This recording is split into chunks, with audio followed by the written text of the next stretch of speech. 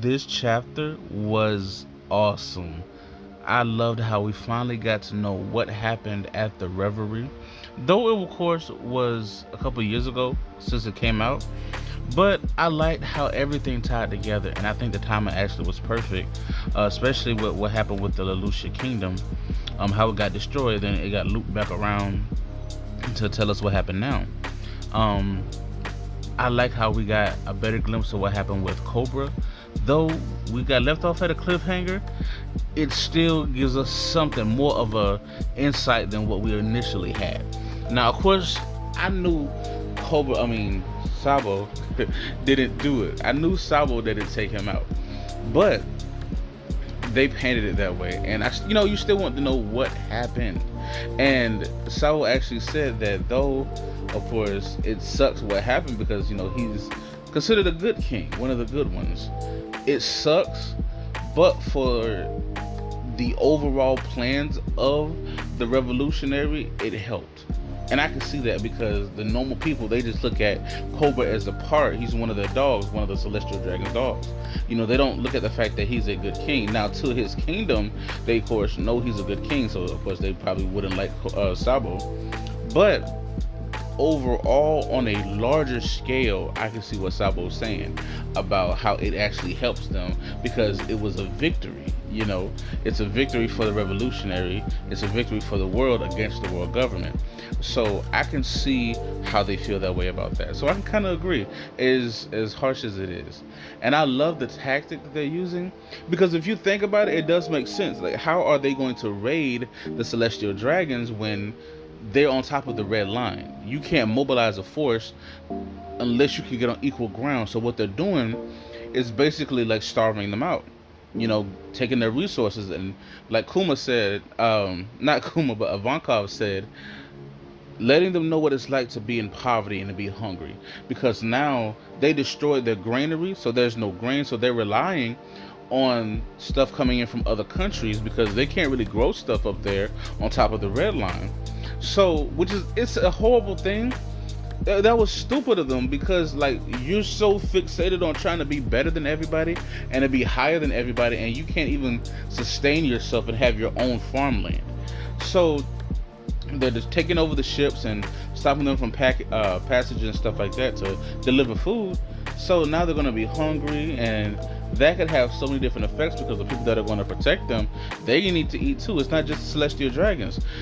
Everybody up there needs to eat, and if everybody's getting starved out, the Celestial Dragons only have so much power. Everybody's going to have to eat at some point. So that's going to really play an effect. But I liked how we got a glimpse of what happened. Now, let me go back to this.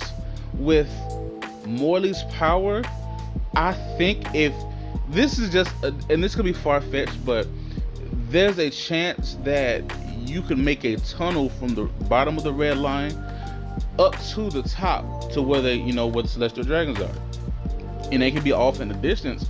We don't know the entire terrain of everything on top of the red line, what that looks like, but let's just say it was miles away. They were able to build a tunnel to go up and mobilize miles away, and then run over to where they are to attack them. But we don't know the geography up there, so I can't say that. But that's just a thought of mine because of Morley's power. Now, I also like how Morley is able to take on Aramaki. He's able to take on one of the Admirals. Now, he didn't defeat him, of course. And, of course, there was some restraints because the Celestial Dragons are still running around, and they don't want him to destroy their city. Even in his giant tree form, they don't want him to destroy their city, so they're concerned about that. But they still expect him to do something against the revolutionaries. So, of course, there's a level of holding back that Aramaki has to do. But I still say Morley is something. He's something else. These officers, these revolutionary officers, are nothing to play with, nothing to scoff at. If you can stand toe to toe with the Admirals, the strongest force in the Marines, because Sabo, of course, he could stand toe to toe with the Admiral. He fought Fujitora in Dressrosa. So they're nothing to scoff at. So they tried to free as many slaves. Now, of course, they still had the collars on and stuff like that, but they freed as many slaves as they could. Well, they're in the process of freeing as many slaves as they could. and that's going to do a damage. Because like, what are you going to do as a celestial dragon without your slaves? I mean, they don't have power, they don't want to do anything, they're lazy. So they're going to be in no food, no slaves. What are they going to do? They're going to be in trouble. So I like this tactic that they're doing. But I really want to know what Sabo told them about Aim Sama, what all he's seen. That didn't fully get fleshed out, but something that Dragon is concerned about is the Holy Knights, and one of them looks like Shanks. Now, Shanks has the capabilities, if you remember correctly, he was able to get into the room of authority and talk to the Gorosei with no problem. They weren't worried about it, and they didn't look surprised or nothing like that. Like it was like a normal thing. But one of the Holy Knights looks like Shanks. The silhouette, they show the silhouette of the Holy Knights, and they look like Shanks. So I'm wondering, because it said there's a possibility of him being part of the Figueroa family. So if that be the case, what else is in that family? Now this is my theory. What if that entire Holy Knight line is the Figueroa family? What if they're hired to be the Holy Knights? Because Shanks is so powerful. I'd say Shanks is the strongest Yonko. I'm sorry. You may say Kaido was, or Whitebeard, all the other good stuff. No, Shanks. We know Shanks is a monster. So if his family are the Holy Knights and they're on equal footing, possibly stronger, that is something serious. That is nothing to play with. So I think that the silhouette, at least one of them, has to be some kind of relative, a brother, his father, or something like that.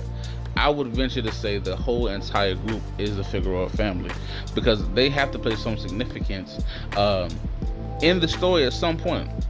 But I would say their strength, I would say they have to be stronger than the Admirals.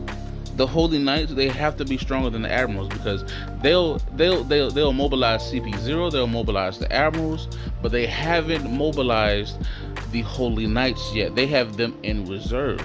So they have to only be brought out when something bad is happening, like when it gets like last resort type bad. So these have to be their trump cards, and Dragon notices that this isn't something to play with. But I'm really excited. This has to be what I am excited about the most, seeing who the Holy Knights are, because that is going to be a huge reveal. But let me know what you guys think. What did you guys think about this chapter? Because it was really good, and I really want to know what happened with Cobra. Yeah, that's cool. I'm not really tripping off of that, I'm sorry, but I really want to know what the Holy Knights are. But they have to, and my theory is they have to be stronger than the Admirals. They have to be, because if the Admirals rebel, who's going to keep them in check? If the head of the Marines rebelled, who's going to keep them in check?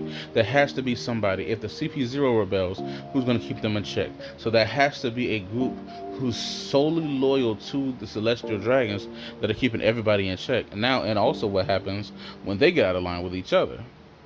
So I really want to see what's going to happen with them and who they are and the reaches of their power. But let me know what you guys think in the comment section down below. What did you think about this chapter? This is a really good chapter, I think. And it gives us some stuff to really chew on and think about. So let me know what you guys think in the comment section below. Like, comment, share, and subscribe.